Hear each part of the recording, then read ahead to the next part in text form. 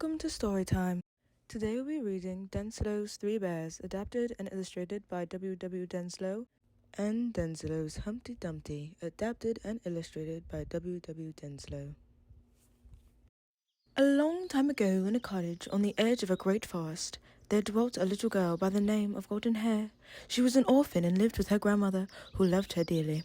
The grandmother was very old, so most of the housework was done by Golden Hair. But she was so young and strong, she did not mind that a bit, for she had plenty of time to play and was merry the whole day long.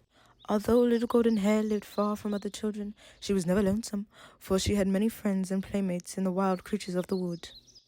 The gentle, soft-eyed deer would feed from her hand, and the wild birds would come at her musical call, for she knew their language and loved them well.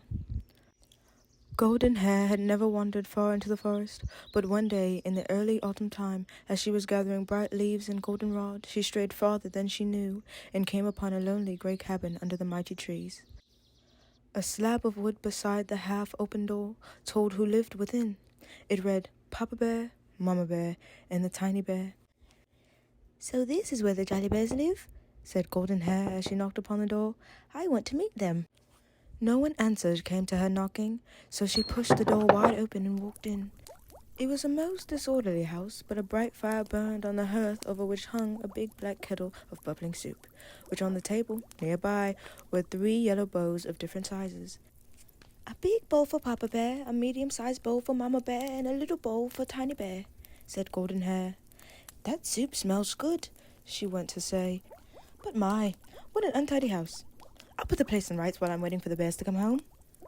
So she went to work to sweep and dust and soon had the room in order. Then she went into the bedroom and made up the 3 beds. The big one for Papa Bear, the medium-sized one for Mama Bear, and the little one for Tiny Bear. She bustled and had everything as neat as a pin when in bounced the 3 jolly bears. For a moment the bears stood speechless, with wide open eyes staring at Golden Hair, who stood like a ray of sunshine in a dusky room. Then they burst into loud laughter and made her welcome to their home. When they saw how nice and clean it was, they thanked her heartily and invited her to share their dinner, for the soup was now ready and they were all hungry. Golden Hair spent the rest of her day with the 3 jolly bears, playing Hi Spy and many new games which the bears taught her. When the afternoon sun was sinking in the west, the little girl said she must be getting home, for her grandmother would be anxious about her. The 3 bears would not let her go alone, so they all set off together through the twilight woods, a merry company. Golden Hair rode upon the broad back of Papa Bear, while Mama Bear and Tiny walked gaily on either side.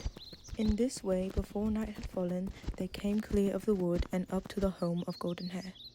To be sure, the grandmother was much surprised to see this shaggy company with her little Golden Hair, but when she saw how jolly they all were and how handy they were in helping Golden Hair get the supper, she was delighted to have them stay and gave them welcome. Papa Bear split the wood, brought it in, and built the fire. Mama Bear got the tea kettle and filled it with water that was carried from the well by the Tiny Bear, and soon they were able to sit down to a good supper of hot biscuit, wild honey, and pumpkin pie, with tea for the elders and nice sweet milk for Golden Hair and the Tiny Bear. The grandmother liked the 3 bears so well, and the bears were so delighted with the comforts of home that they all decided to live together for the general good. Papa Bear would do the chores, stand guard over the house at night. Mama Bear would do the housework under the direction of Golden Hair, while the Tiny Bear would wait upon grandmother and run errands for the household. And so it came about that the 3 bears moved their 3 bowls and their 3 beds to the home of Golden Hair and her grandmother the very next day, and from all accounts they were happy ever after. At any rate, the fame of the Golden Hair and the 3 bears spread far and wide through all the countryside, so that on holidays troops of children came to play with the 4 jolly friends. The good-natured bears were always anxious to please the children. They would get up games under the green wood trees in the summer, and merry sports upon the icy lake or snowy hills in the winter. They did their best to make life for all one glad round of joy. Just how long they lived thus no one seems to know, for it was a long, long time ago, and nothing is left but a joyous memory of a happy golden time.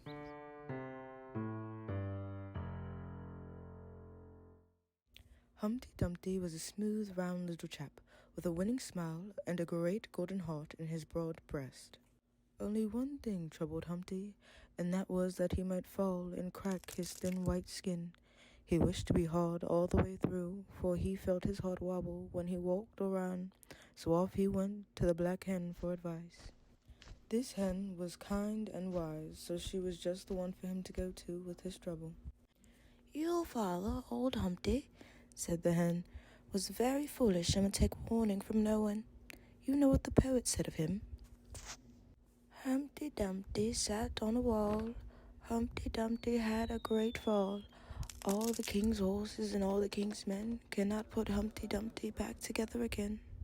So you see he came to a very bad end, just because he was reckless and would not take a hint for anyone.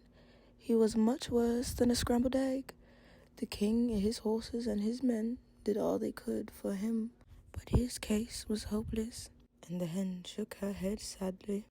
"What you must do," continued the hen as she wiped a tear from her bright blue eye, "is to go to the farmer's wife next door and tell her to put you into a pot of boiling hot water. Your skin is so hard and smooth, it will not hurt you, and when you come out, you may do as you wish. Nothing can break you."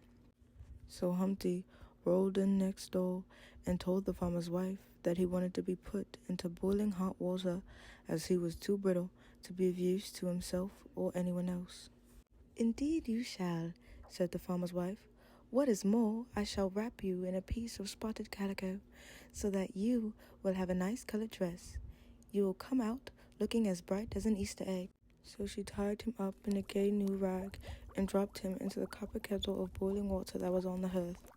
It was pretty hot for Humpty at first, but he soon got used to it and was happy, for he felt himself getting harder every minute. He did not have to stay in the water long before he was quite well done and as hard as a brick all the way through, so untying the rag, he jumped out of the kettle as tough and as bright as any hard-boiled egg. The calico had marked him from head to foot with big, bright red spots. He was as gaudy as a circus clown and as nimble and merry as one. The farmer's wife shook with laughter to see the pranks of the little fellow, for he frolicked and frisked about from table to chair and mantelpiece.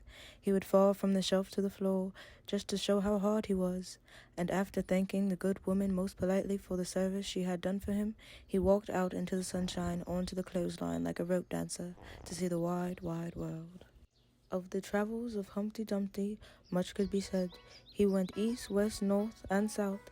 He sailed the seas. He walked and rode on the land through all the countries of the earth, and all his life long he was happy and content. Sometimes, as a clown in a circus, he would make fun for old and young again.